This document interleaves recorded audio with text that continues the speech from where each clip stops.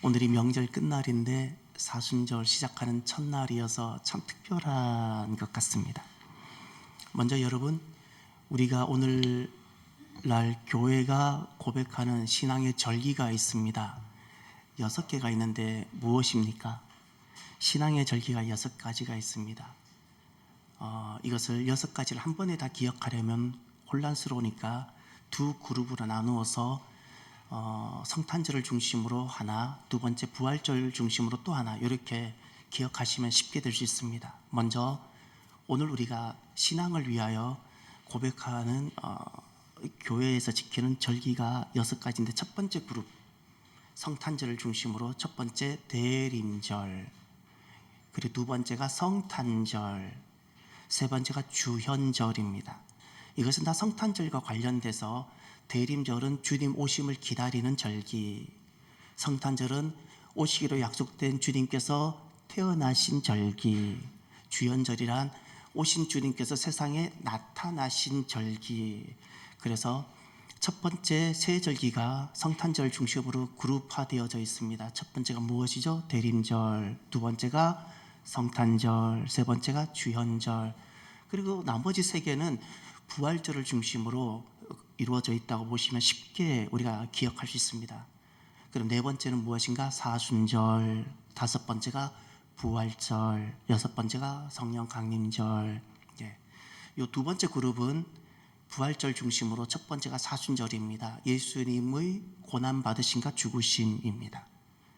내 죄 때문에 예수님이 고난받으시고 수치당하시고, 그리고 내가 죽어야 될 죽음을 대신 죽으신 사순절, 그리고 죽으신 주님께서 부활하신 부활절, 그리고 주님께서 나를 대신한 보혜사를 보내주겠다고 주님은 가시고 오신 성령님, 그 성령 강림절. 자, 이렇게 세 가지, 두 번째 그룹 세 가지를 해볼까요? 첫 번째가 무엇이죠? 사순절, 두 번째가 부활절, 세 번째가 성령 강림절. 이 6개의 절기를 오늘 우리들은 신앙을 고백하며 우리는 이렇게 신앙하고 있습니다. 그러면 6가지를 정리해 봅시다. 첫 번째가 무엇이죠?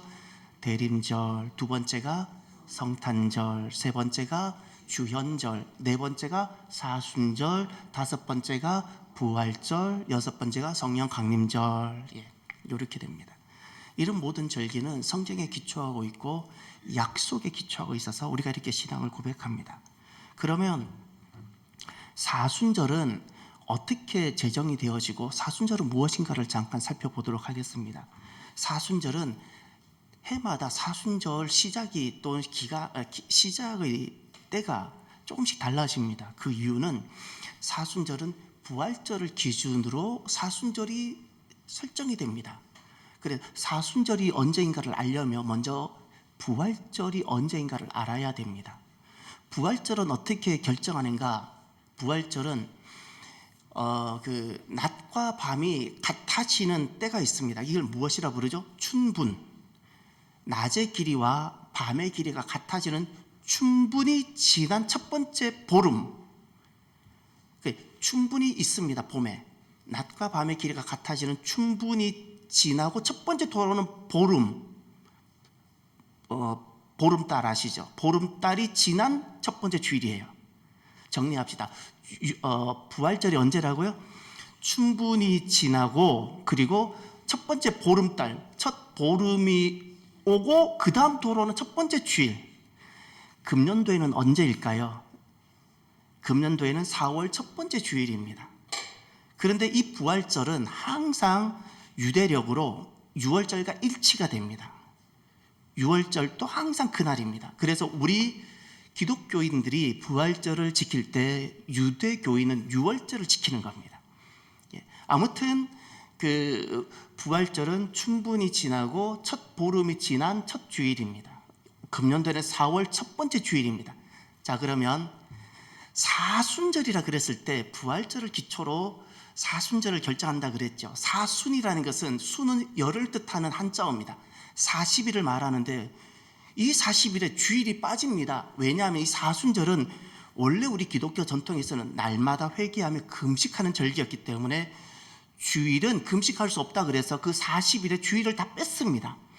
그러니 부활절로부터 주일을 뺀 40일을 포함하는 겁니다. 그러면 여러분 이렇게 쉽게 계산하면 됩니다.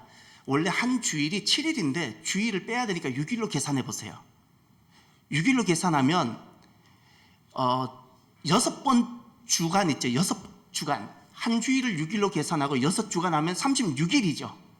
66이 36. 그러니까 주간으로 6주간이 포함되어야 되고, 그리고 토요일, 금요일, 목요일, 수요일 4일이 더 포함되어야 돼요. 그죠? 그래야 40일이 채워지잖아요. 그래서 사순절이 항상 시작은 무슨 요일이겠어요? 수요일입니다. 그래서 사순절 첫 번째 시작하는 날을 제의 수요일이라 부르는 거예요. 제의 수요일. 그래서 금년도는 4월 첫 번째 주일이 부활절이기 때문에 3월이 5주간이 있어요. 그러면 5, 6이 30일이잖아요. 6일로 계산하면 5주간이니까 30일. 2월 마지막 주간 또 한 주간 있으니까 6일을 더하면 36일. 그리고 그 앞에 나흘을 더하면 오늘이 사순절의 시작인 제의 수요일이 되는 겁니다. 그러면 여러분, 이 용어들과 사순절과는 어떤 관계가 있을까요? 제가 3가지 용어를 말씀을 드리겠습니다. 이 용어들은 사순절과 어떤 관계가 있는지 제게 한번 말씀해 보시겠어요? 첫 번째, 제의 수요일. 두 번째, 종려주일. 세 번째, 고난주간. 이 3가지 용어는 우리가 신앙생활하면서 많이 들어본 단어들이고 용어이고 교회에서 많이 이야기하는 것입니다. 이것은 각각 사순절과 어떤 관계가 있죠?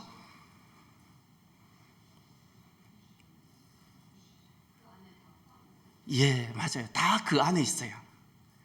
다 그 안에 있는 단어들이에요. 사순절 안에 이 3가지가 다 들어있습니다. 잠깐 정리해 봅시다. 사순절은 40일간을 말합니다. 회개하며 금식하며 우리가 보내는 40일간을 말합니다. 이슬람의 라마단 기간 40일 낮 금식하는 그들의 나름 어떤 절기가 있다면 교회에서는 그 사순절이 있었던 겁니다. 오늘날 우리들은 이런 것들을 많이 잊어버리고 퇴색되어 가지만 이것은 신앙의 좋은 전통이기 때문에 우리가 기억하고 그런 신앙의 발자취를 따라가는 것은 참 좋은 것 같습니다. 사순절의 첫 시작이 제의 수요일입니다. 애쉬. 그러니까 우리가 나무를 태우고 나면 남는 채 그 나무는 아무 것이나 태우지 않고 반드시 종려나무만 태웁니다. 예수님을 환영했던 그 종려나무 가지를 태워서 우리가 주님을 이렇게 환영했지만 실은 우리가 주님을 버렸습니다 라는 고백으로 종려나무 가지를 태운 죄를 이마에 바릅니다. 십자가를 그으면서 나는 죄인입니다 라는 고백으로, 나는 이 죄와 같은 나는 죄인입니다, 먼지밖에 되지 않습니다, 흙입니다, 이런 고백입니다. 그렇게 첫날을 고백하는 날을 제의 수요일, 사순절 첫 번째 날. 그러면 종려주일은 언제일까요? 사순절에 주로는 몇 번째 돌아올까요? 사순절에 주로는 몇 번 돌아오죠?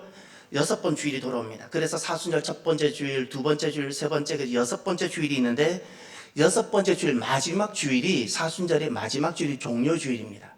종려주일이란 예수님께서 입성하신, 예루살렘 성으로 입성하신 날입니다. 왜 종려주일인가? 예수님께서 왕이 되셔서 우리 구원을 위하여 예루살렘 성으로 마지막 들어가실 때 많은 백성들이 따르면서 주의 이름으로 오시는 이여 하면서 환영하며 입고 있었던 겉옷을 벗어서 길에 깔고 종려나무를 양손에 들고 환영했기 때문에 그걸 종려주일이라 부르는 겁니다. 그럼 고난주간이란 무엇일까요? 사순절의 마지막 종려주일이 지난 월화수목금토 요 6일이 사순절의 마지막 주간이 고난주간이라 부르는 겁니다. 그래서 고난주간과 사순절은 다른 개념이 아니라 사순절 안에 고난주간이 있고 사순절의 시작이 제의 수요일이었다면 사순절의 마지막은 고난주간이 있는 겁니다. 그래서 원래 교회 전통에서는 제의 수요일 날 성찬식을 했고 고난주간의 성목요일 날 또 성찬식을 했었습니다. 성목요일 날이 성찬식이 제정된 날이었기 때문에 그날 저녁에 성도들이 다 함께 모여서 예수님이 제정하셨던 성찬제식을 또 거행하곤 했었습니다. 그래서 오늘 우리들이 이렇게 성찬식을 준비를 한 겁니다. 그러면 이 사순절이 시작되는 첫날인 제의 수요일에 반드시 선포했던 2가지 말씀이 있었습니다. 하나는 창세기 3장 19절입니다. 한번 찾아볼까요? 창세기 3장 19절. 모든 교회에서는 이 제의 수요일 날 모든 성도들에게 선포했던 말씀이 창세기 3장 19절.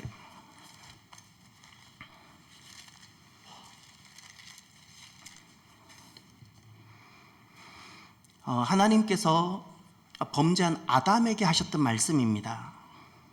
우리 함께 보겠습니다.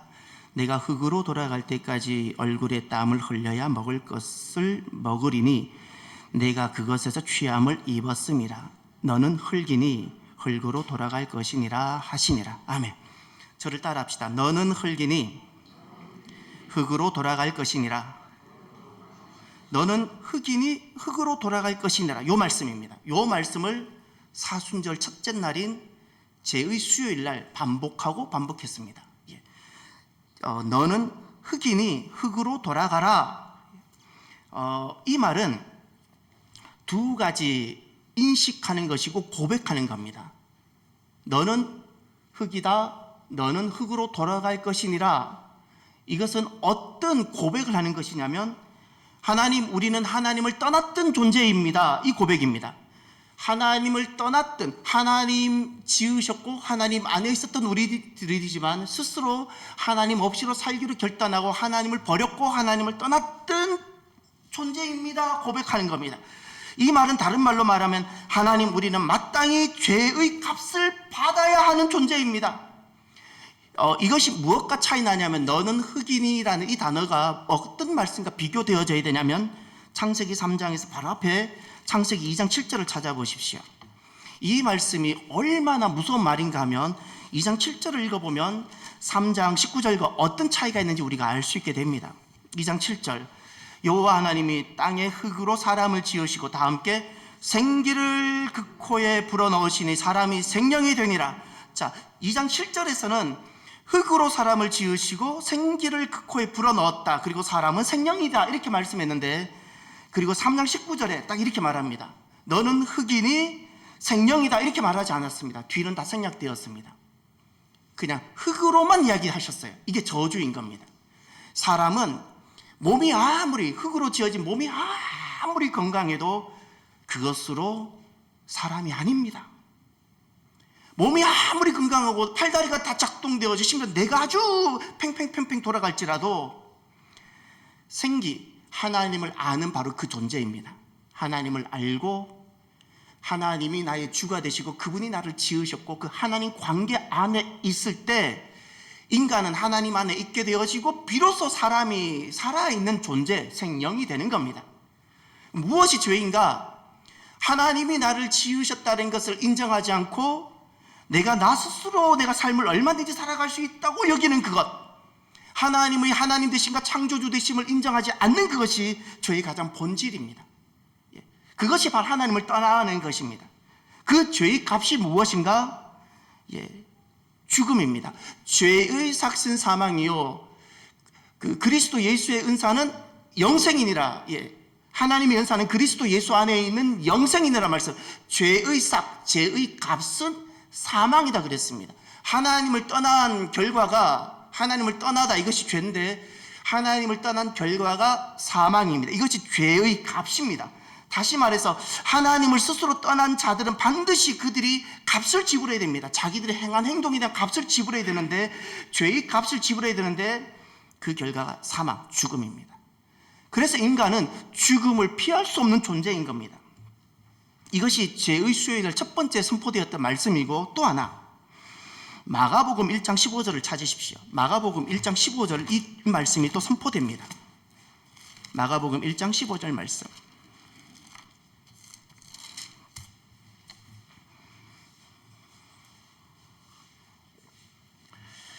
죄의 수요일 날 두 가지 말씀이 늘 선포되었는데 두 번째 말씀을 찾아보겠습니다. 마가복음 1장 15절 함께 봅니다.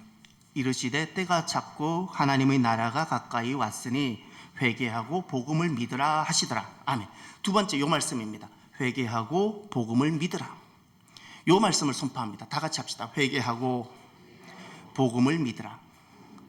두 가지 말씀이, 첫 번째 너는 흙이니 흙으로 돌아갈 것이니라. 두 번째 회개하고 복음을 믿으라. 이 두 번째는 두 가지를 고백하는 것인데, 하나가 하나님 저는 방향을 전환하겠습니다. 회개라는 단어가 방향의 전환을 말합니다. 내가 어디만큼 떨어지고 타락했을지라도 회개라는 단어는 그 자리에서 방향의 전환입니다. 전에는 나만 보고, 전에는 세상을 보고 살아가던 사람이었다면, 그래서 너무나도 하나님으로부터 많이 멀어졌다면, 회개라는 것은 이제 더 많은 선을 행해서 하나님께 가까이 가는 것이 아닙니다. 방향의 전환입니다. 아무리 멀리 떨어져 있을지라도 그 자리에서 돌아서서 하나님을 바라봄, 할렐루야, 방향의 전환입니다.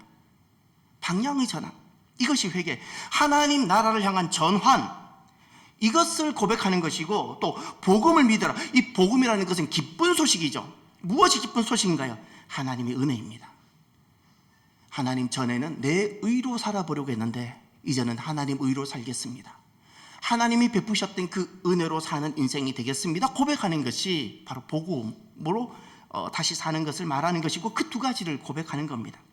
그래서 이 제의 수요일에는 이 두 가지 말씀을 통해서 우리가 무엇을 회개하고 무엇을 고백하는가 하면, 하나님, 우리는 끝입니다. 나는 끝입니다. 내 의로 살아가고 내 이름을 높이고 내가 무엇을 해보려고, 내가 선을 행하고 내 의를 나타내보려고 했던 모든 것은 하나님 끝을 선포합니다. 그리고 하나님의 시작입니다. 하나님 은혜가 이제 내게 작동하고, 이 고백이 첫날에 있었던 겁니다. 나는 끝이고 하나님은 시작하시고. 그러면 오늘은 이 제의 수요일날 그 은혜에 대해서 한 가지만 더 우리가 말씀을 듣기로 해요. 신앙을 질문하라 시간과 함께 가도록 해보겠습니다. 사람이 이렇게 타락하고 나서 그 결과가 사망이 왔습니다. 생명을 잃어버리게 되었습니다. 그러면 하나님께서는 타락한 우리들을 그냥 내버려 두셨을까요? 그렇지 않습니다. 구원하기로 택하신 자들을 위해 은혜 언약을 세우셨습니다. 저를 따라할까요? 은혜 언약. 예, 은혜 언약을 세우셨습니다. 자, 그러면 그 은혜 언약을 알기 위하여 몇 가지를 아셔야 됩니다. 첫 번째가, 타락한 피조물은, 인간을 포함한 타락한 존재는 천사도 마찬가지입니다. 타락한 천사도 다 들어갑니다. 하나님과 피조물 사이에 그 간격이 있습니다. 이 간격은 무엇으로도 메워지지 않고, 이 피조물이 타락한 지성과 타락한 의지와 타락한 감성이 아무리 선을 행하고 아무리 사랑을 하고 아무리 기도해도 이 하나님께 다다를 수 없는 간격이 생깁니다. 메워지지 않습니다. 절대 메워지지 않습니다. 평생 태어나자마자 죽을 때까지 욕 한 번 하지 않고 나쁜 짓 하지 않고 선만 행할지라도, 그럼에도 불구하고 이 타락하고 하나님을 떠난 피조물은 그 노력과 의로 하나님께 이룰 수 있는 방법이 없습니다. 이게 간격입니다. 이 간격이 생겼습니다. 그렇기 때문에 원래 피조물은 이렇게 되었어야 되는 겁니다. 원래 피조물은 하나님의 왕되심과 하나님의 주되심을 인정하며 순종하는 자가 되어야 됩니다. 순종하기를 거부했기 때문에 이 멀어진 간격이었거든요. 이 간격은 언제 메워지는가? 이 간격은 언제 메워지는가? 하나님, 저는 죄인입니다. 하나님, 저는 피조물입니다. 하나님이 왕이시고 하나님이 주이십니다. 하나님이 원하시는 대로 제 인생을 사용하십시오. 하나님, 저는 하나님이 원하시는 대로 제 인생이 드려지기를 원합니다. 순종하며 복종할 때 비로소 이 간격이 메워집니다. 사람의 악함이 있는데, 사람은 이 악함을 요즘 많이 이야기하지 않기 때문에 사람들은 이것이 진짜 악한지를 알지 못한 채 진짜 악한데도 선한 것으로 여기고 있습니다. 선한 줄 알고 살아갑니다. 무엇이 인간은 진짜 악한가? 내가 죄인인지를 인정하지 않고 살아가는 것. 내가 얼마나 심각한 죄인인지를 인정하지 않고 내가 교회에서나 어디에서나 조금 무엇을 사역하고 내가 무엇을 봉사하면 그래도 나는 좀 괜찮은 사람이라고 생각하는 것이 얼마나 악한 것인지 모릅니다. 내가 진짜 죄인임을 인정해야 됩니다. 또 무엇이 진짜 인간의 악함인가 하면 하나님으로부터 내가 독립되어져 있다는 생각입니다. 그래서 내가 얼마든지 내 인생을 만들어갈 수 있고 내가 얼마든지 하나님으로부터 내가 마음껏 내 마음대로 살 수 있다는 이 생각이 악한 생각입니다. 아주 악한 생각입니다. 또 하나, 내 인생은 내 자신이 얼마든지 삶을 결정할 수 있고 세상의 말로 말하는 운명, 얼마든지 내 손에 있다고 생각하는 이것이 진짜 악한 생각입니다. 여기 이 생각에는 하나님이 계시지도 않고, 이것이 너무너무 악한 생각입니다. 그런데 세상에서는 그 죄와 악을 험한 말을 한다든지 법을 어긴다든지 그렇게만 생각합니다. 법을 한 번도 어기지 아니할지라도 자기가 죄인임을 인정하지 않고 내 인생의 운명을 내가 얼마든지 결정할 수 있다고 생각하는 것이 수많은 법을 어기는 것보다 더 큰 죄인인 것입니다. 이렇게 간격이 있습니다. 간격. 이 간격 때문에 피조물은 하나님에게서 상급을 얻어낼 능력이 없습니다. 피조물이 어떤 행위, 어떤 선행을 해도 이것으로 하나님께 받아낼 상급, 하나님께 받아낼 복이 없습니다. 복을 얻어낼 능력이 없는 겁니다. 이것이 하나님을 떠난 피조물의 비참함입니다. 그래서 하나님을 떠난 피조물에게는 더 이상 복이 없고 심판만 있을 따름인 겁니다. 무엇을 해도 선이 없는 겁니다. 피조물의 그러면 유일한 가능성은 무엇인가? 하나님을 떠난 피조물의 유일한 가능성은 피조물에게서는 찾을 수 없습니다.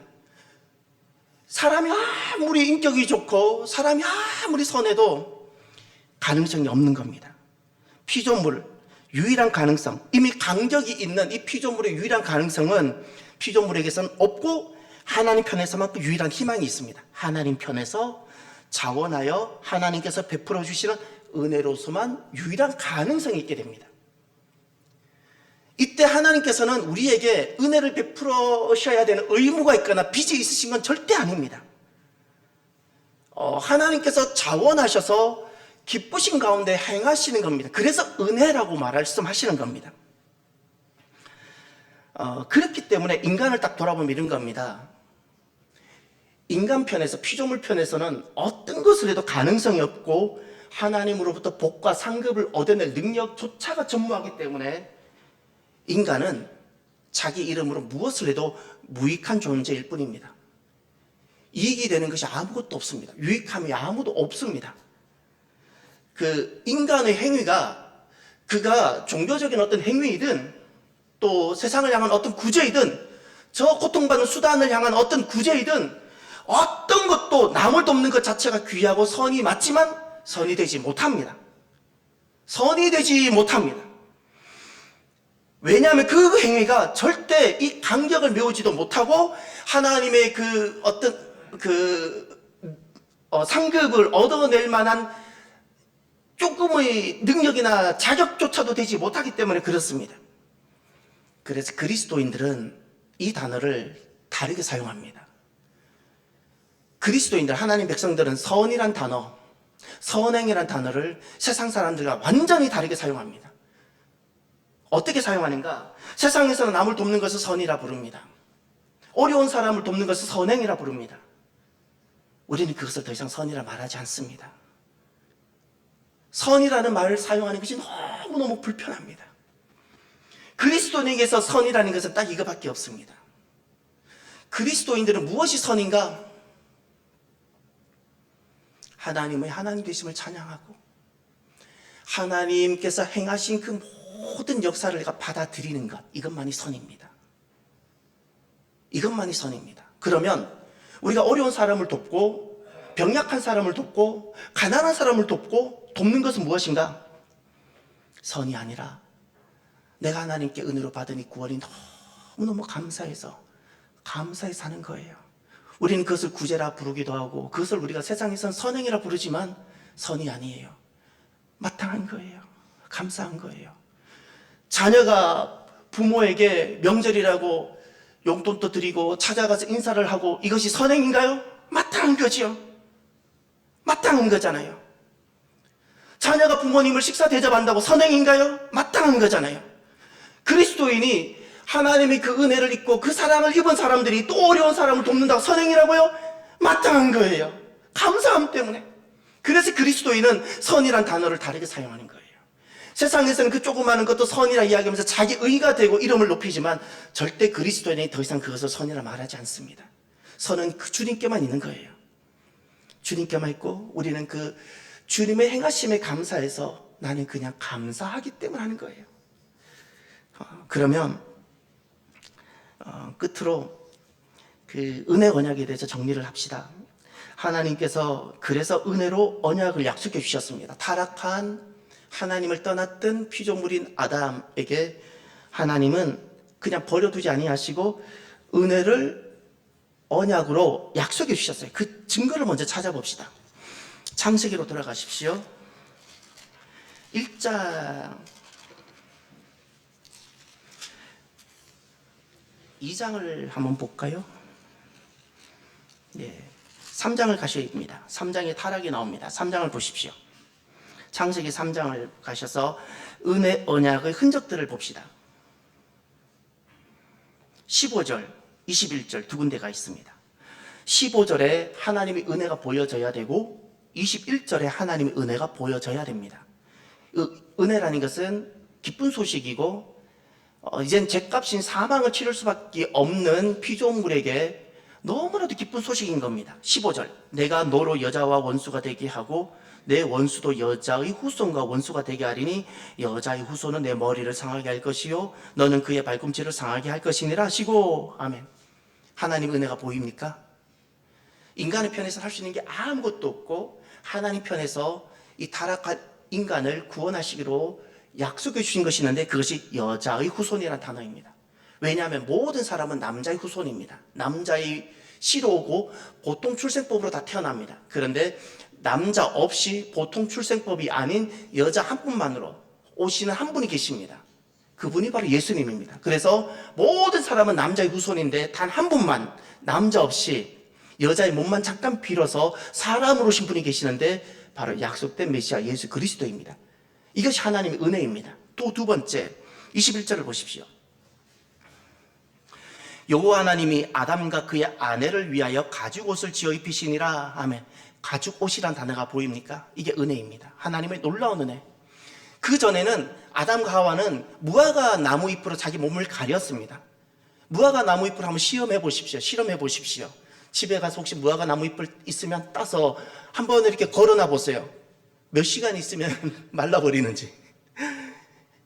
제가 볼 때 아침에 새 옷을 입었으면 점심 때 한번 또 갈아입어야 될 것 같아요. 금방 말라버리지 않겠어요? 꼬불꼬불해지고. 옷 역할을 하지 못할 거 아니에요. 근데 가죽옷은 다릅니다. 이 가죽옷이 따뜻하고 좋기는 합니다. 그런데 이 가죽옷은 아담의 작품이 아니었어요. 하나님께서 무화과 나무로 자기의 부끄러움을 가리고 있는, 죄를 가리고 있는 그 아담과 하와를 하나님께서 가죽옷 입혀주셨어요. 가죽옷은 그냥 만들어지나요? 어떤 짐승이 대신 죽은 겁니다. 주님께서 대신 피를 흘리게 하시고 아담과 하와의 죄를 덮어 가리워 주시는 일을 하신 거예요. 이게 은혜입니다. 할렐루야. 이 가죽옷은 다 그리스도를 다 모형 예표하고 있는 겁니다.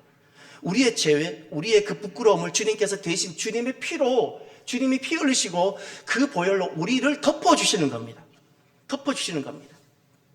이것이 바로 그 주님께서 은혜를 언약으로 약속하신 모습입니다.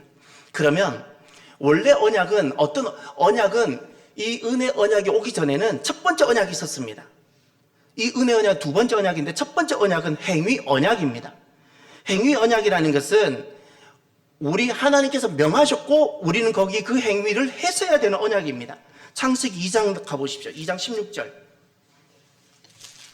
2장 16절을 가시면 하나님과 아담이 원래 맺은 첫 번째 언약이 있습니다. 2장 16절과 17절. 여호와 하나님이 그 사람에게 명하여 이르시되 동산 각종 나무의 열매는 내가 임의로 먹되 선악을 알게 하는 나무의 열매는 먹지 말라. 내가 먹는 날에는 반드시 죽으리라 하시니라. 이것이 행위 언약입니다. 이 행위 언약에는 여기 생명이 약속되어져 있습니다. 16절 동산 각종 나무의 열매는 내가 임의로 먹되, 이 동산 각종 열매를 보면 9절에 보면 9절 하반절 올라가면 동산 가운데에는 무엇이 있다고요? 생명나무. 예, 생명이 약속되어져 있습니다. 이것이 은혜입니다. 먹기만 해도 영원히 사는 겁니다.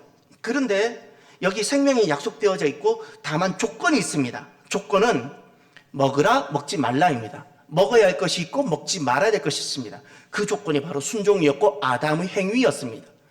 행위로 약속을 했기 때문에 이것을 행위 언약이라 부릅니다. 그런데 이것이 문제가 아담이 언약을 깨어버리고 실패합니다. 아담이 타락합니다. 문제는 타락으로 끝나는 것이 아니라 피조물인 아담의 생명을 잃어버리게 된 겁니다. 사망 가운데 처하게 되었기 때문에 하나님께서 두 번째 언약을 맺으시기로 기뻐하셨습니다. 그 두 번째 언약이 무엇인가 하면 이번엔 은혜 언약이라 부릅니다. 왜냐하면 첫 번째 언약은 행위 언약인데 이 행위는 사람, 피조물이 무엇을 해야 돼요? 내가 순종을 하든지 불순종하든지 피조물이 해야 되지만 두 번째 언약은 왜 은혜 언약이라 부르는가? 둘 다 은혜지만 두 번째 언약을 은혜 언약이라 부르는 결정적인 이유는 언약의 조건이 유지되기 위하여 필요한 행위가 따라야 되는데 언약의 조건이 충족되기 위하여 필요한 행위를 하나님이 스스로 하시겠다는 거예요. 그래서 은혜 언약이라 부르는 겁니다. 첫 번째 언약은 언약의 조건이 지켜지기 위하여 피조물이 그 행위를 충족시켰어야 돼요. 근데 아담은 실패했어요. 그 두 번째 하나님은 언약을 맺으시는데 완전히 바꿔버리셨어요. 내가 치우겠다는 거예요.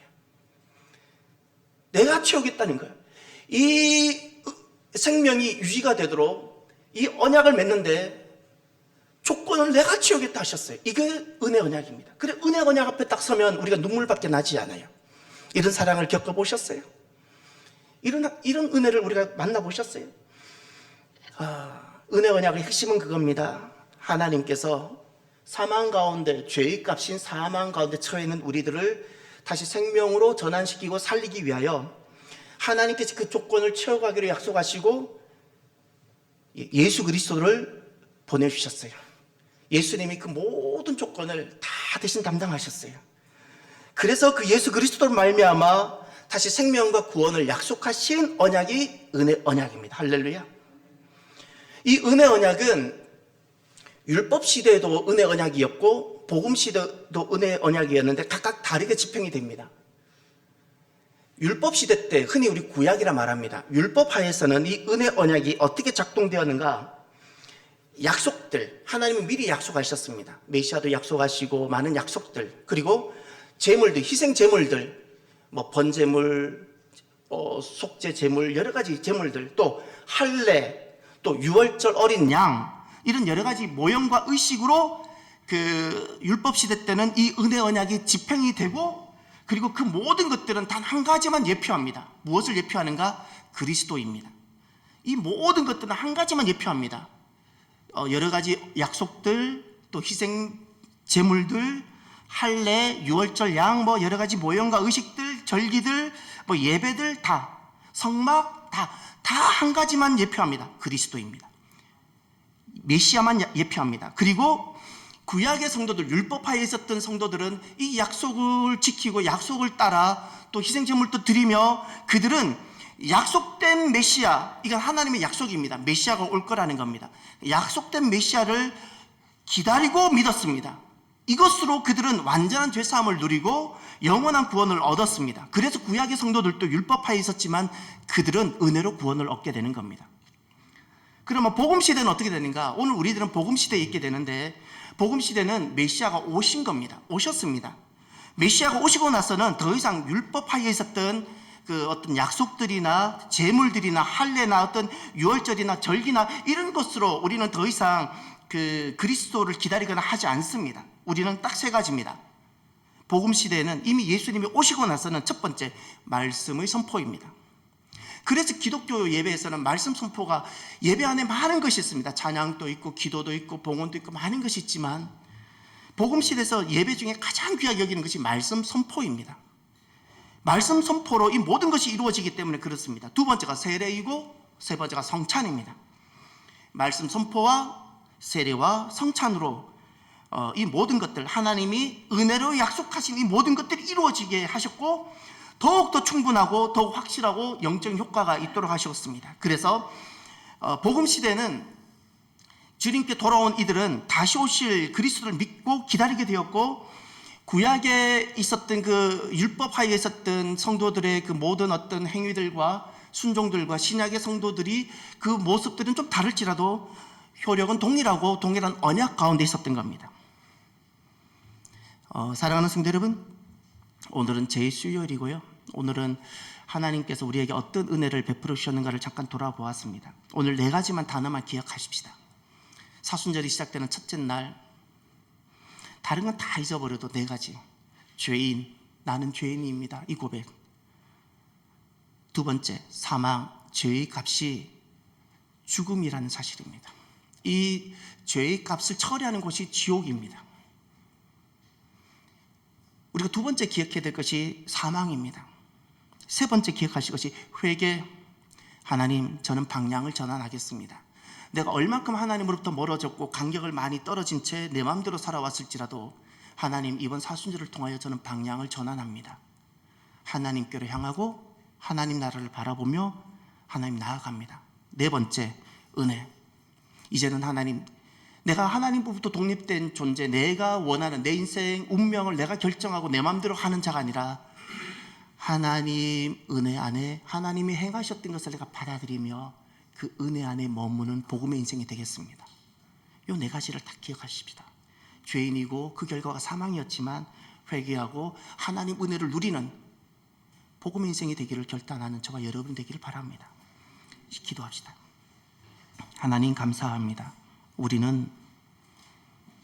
나는 죄인입니다. 정말 죄인입니다. 선해 보이고 괜찮아 보이지만 죄인입니다. 아무리 우리가 누군가를 구제하고 착한 일을 많이 하고 교회에서 봉사를 많이 해도 그것으로 우리의 죄는 벗겨지거나 씻어지지 않습니다. 죄인입니다. 그 결과가 우리는 죽을 수밖에 없고 지옥에서 영원히 죄의 값을 치러야 되는 비참한 존재입니다. 하나님, 우리는 회개하며 주님께로 돌아가기로 결단합니다. 하나님께로 나아갑니다. 하나님 나라를 바라보며 이제는 내 이름을 드러내며 내가 무엇을 하느냐가 아니라 주님께서 행하셨던 놀라운 구원의 은혜를 받으며 그것을 받아들이며 하나님 주님의 은혜를 누리며 은혜로 살아가는 인생이 되기로 결단합니다. 하나님, 이번 이 사순절을 통하여 내 모습을 회개하고 단순한 그냥 어떤 행위의 회개가 아니라 본질적인 회개가 있고 하나님 은혜로 받아들이는 은혜의 역사가 있는 이 연사순절이 주여 되게 하여 주옵소서. 참으로 감사하며 예수님의 이름으로 기도드립니다. 아멘. 이 시간은 주님께서 베풀어 주신 성찬 예식으로 나아가도록 합니다. 찬송가 228장 1절 2절 찬양하시겠습니다.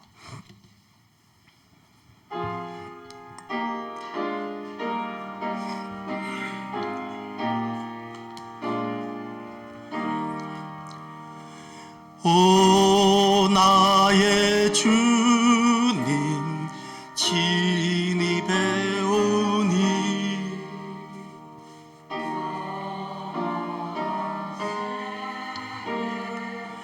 밝히 나타나 한없는 은혜 길이 누리니 주님께 모든 염려 맡기리. 주님의 떡을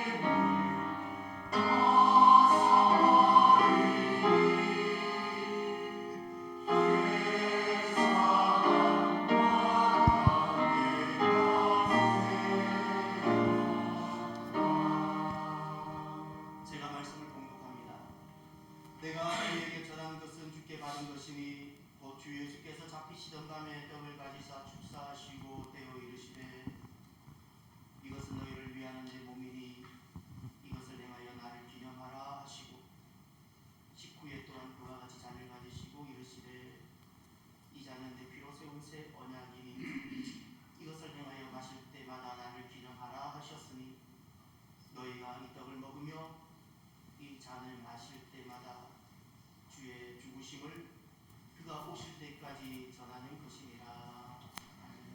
이 시간 먼저 회개 기도를 하기를 원합니다. 회개 기도는 내가 무엇을 잘못한 것이 아니라 본질입니다. 내가 하나님을 향하지 않는, 내가 왕이 되고 내가 주가 되어서 살았던 삶입니다. 이것이 바뀌어져야 됩니다. 이것이 고쳐지지 않는 수많은 고백은 다 의미 없는 회개입니다. 안 해도 되는 회개입니다. 주님이 바라시는 회개는 본질입니다. 내 마음이 주님께 복종되어지고 순종되어지고 하나님 나라로 전환되어져야 됩니다. 먼저 오늘 이것을 두고 회개하기를 바랍니다. 기도합시다.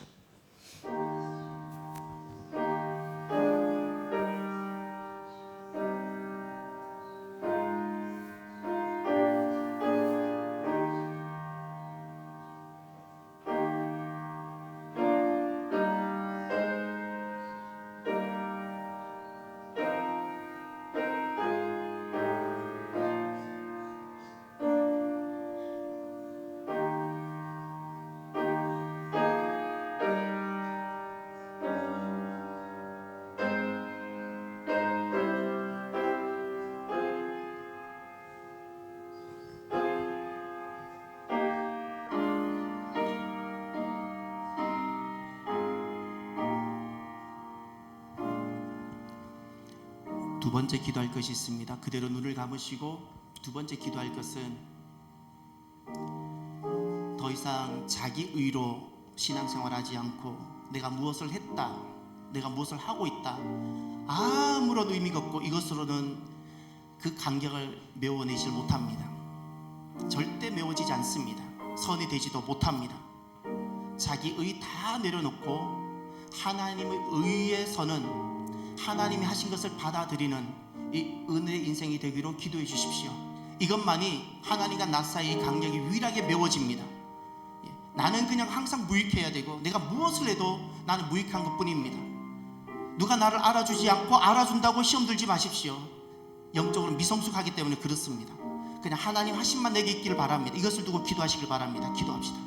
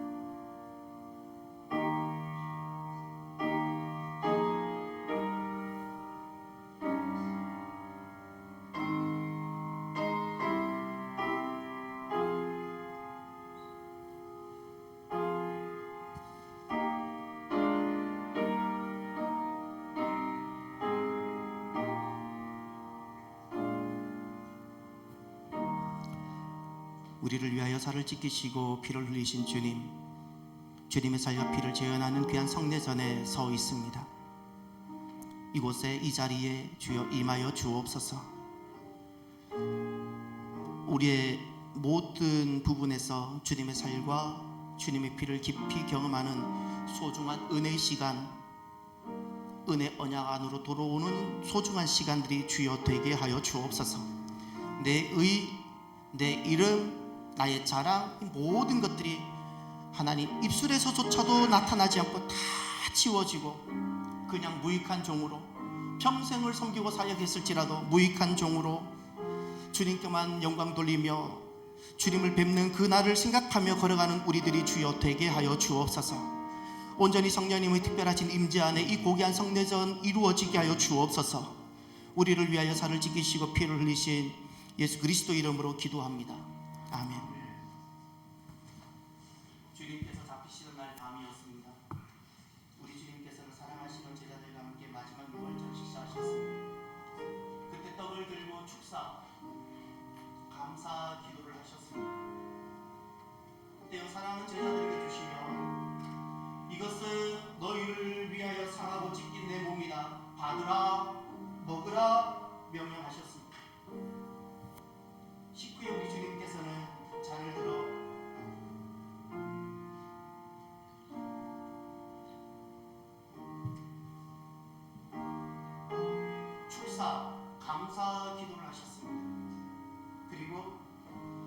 세상을 사랑하는 제자들에게 주시며 이것은 너희를 위하여 흘리는 내 피다.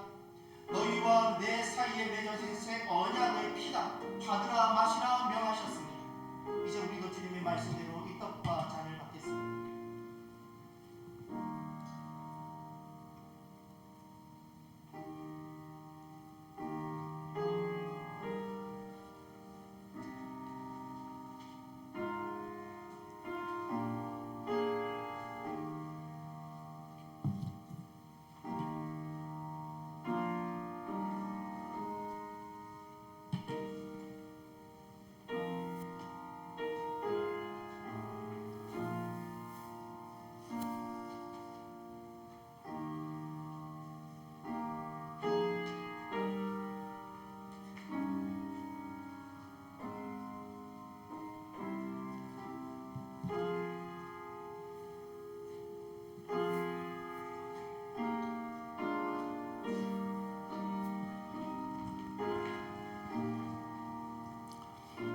이제 한 분 한 분 가운데 통로로 나오셔서 먼저 떡을 받으시고 이어서 잔을 받으셔서 자리에 돌아가신 다음 먼저 기도하십시오. 제가 다 함께 참여하시겠습니다 할 때까지 조용히 기도하시길 바랍니다. 한 분 한 분 앞으로 나오셔서 떡과 주님의 몸인 떡과 주님의 피인 잔을 받으시겠습니다.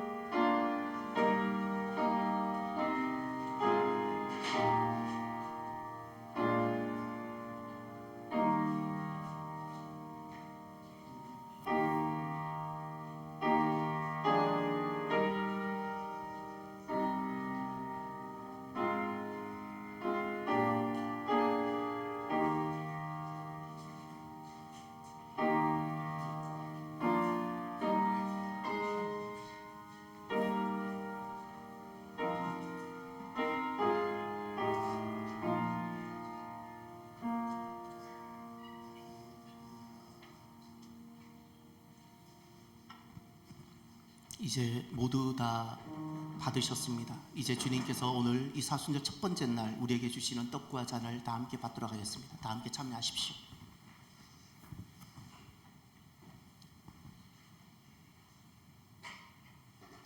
기도하겠습니다. 하나님 아버지, 자비하시는 총으로 오늘 이 복된 성찬에 참여하게 하시니 감사합니다. 주님께서 은혜로 베풀어 주셨던 사죄와 구원, 이 놀라운 은혜, 이 성찬을 통하여 우리 안에 새롭게 되게 하여 주옵소서.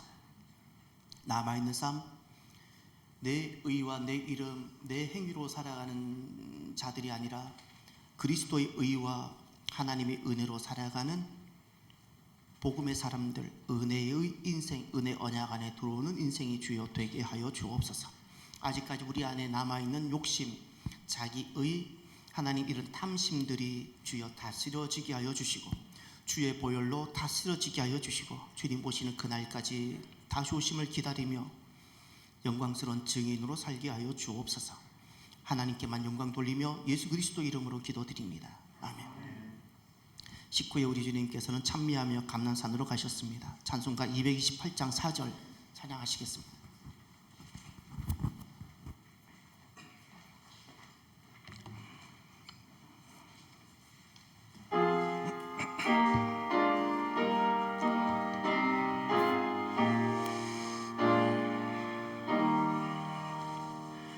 주님의 성찬 받을 때마다 하늘의 기쁨 미리 맛보고 어린 양 잔치 참여함 같이 영원한 복을 내가 누리리. 아멘. 오늘부터 사순절이 시작이 됩니다. 부활 주일이 돌아오기까지 주일을 제외한 나머지 40일 기간 나 자신을 돌아보며 하루에 한 번 이상은 꼭 회개하고 나 자신을 돌아보는 시간들을 가져보는 이번 사순절이 되시고, 어떻게 하면 내가 내 의가 아니라 하나님 은혜 가운데 내가 설 수 있는지 자기 자신을 쳐서 복종시켜 보는 그런 기간들이 되시기를 바랍니다. 기도하겠습니다. 지금은 부활 이어 생명 되신, 그리고 나를 위하여 십자가를 지신 주 예수 그리스도의 은혜와 우리를 은혜 언약으로 초대하여 주시는 하나님 아버지의 사랑하심과 오늘도 작은 믿음이지만 그 믿음을 귀하게 보시고 지키시며 견인하시며 보증하시는 성령님의 감동하심, 교통하심, 오늘 사순절 첫날인 제2 수요일 주님 앞에 나와 예배하는 사랑하는 하나님의 백성들 머리 위에 사순절 기간 내내 이제로부터 영원토록 함께 하시기를 간절히 축원하옵나이다. 아멘.